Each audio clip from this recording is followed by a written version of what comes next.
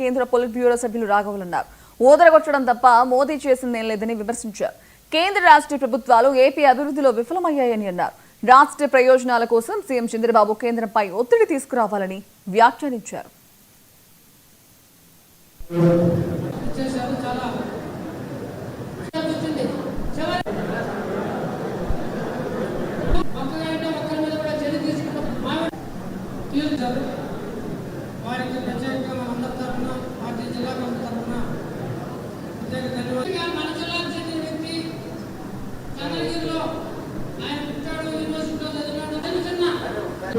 కేంద్రంలో BJP NDA సర్కార్ ఉంది.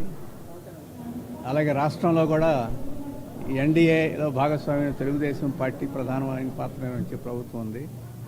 మేము ఎక్కడికి పోయినా డబుల్ సర్కార్ మాది, డబుల్ ఇంజిన్ సర్కారు, మేము బాగా అభివృద్ధి చేస్తామని చెప్పేసి బీజేపీ వారు చెప్తుంటారు, చంద్రబాబు గారు చెప్తుంటారు. కానీ ఈ డబుల్ ఇంజిన్ సర్కార్లో ఇక్కడేమీ రివర్స్ పోతున్నట్టు తప్ప ముందుకు పోతున్నట్టేమీ కనపట్టలేదు.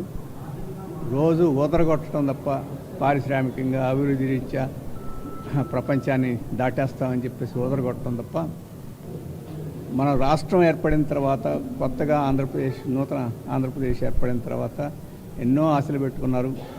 అయినా మొదట వచ్చిన తెలుగుదేశం కానీ, తర్వాత వచ్చిన వైఎస్ఆర్ పార్టీ కానీ, ఇప్పుడు మళ్ళీ తెలుగుదేశం కానీ ఆశలు నెరవేర్చలేదు.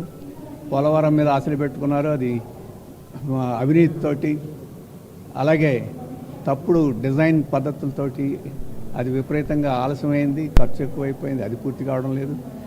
ముఖ్యమంత్రి చంద్రబాబు నాయుడు గారు వారి ఆధ్వర్యంలో, వారి కుటుంబ ఆధ్వర్యంలో నడిచే హెరిటేజ్ ఉంది, ఇంకా పెద్ద పెద్ద సంస్థలు ఉన్నాయి. ఈ డైరీ పరిశ్రమ మీద లక్షల మంది, దేశమంతా చూసుకుంటే కోట్ల మంది ఆధారపడుతున్నారు. ఈ మొత్తం డైరీ సెక్టర్ అంతా కొలాప్స్ అయిపోయింది. అయినా కానీ అక్కడ మోడీ గారు మాట్లాడటం లేదు, ఇక్కడ చంద్రబాబు నాయుడు గారు మాట్లాడటం లేదు. అందుకని రాష్ట్ర ప్రయోజనాల రీత్యా చంద్రబాబు గారు, ఇక్కడ ప్రభుత్వం మోడీ గారి మీద ఒత్తిడి తీసుకొచ్చి ఖచ్చితంగా దేశ రైతుల ప్రయోజనాలను కాపాడేట్టు ఈ ట్రంప్ సుంకాలని వ్యతిరేకించేదానికి పూనుకోవాలని చెప్పేసి బంగాళాఖాతంలో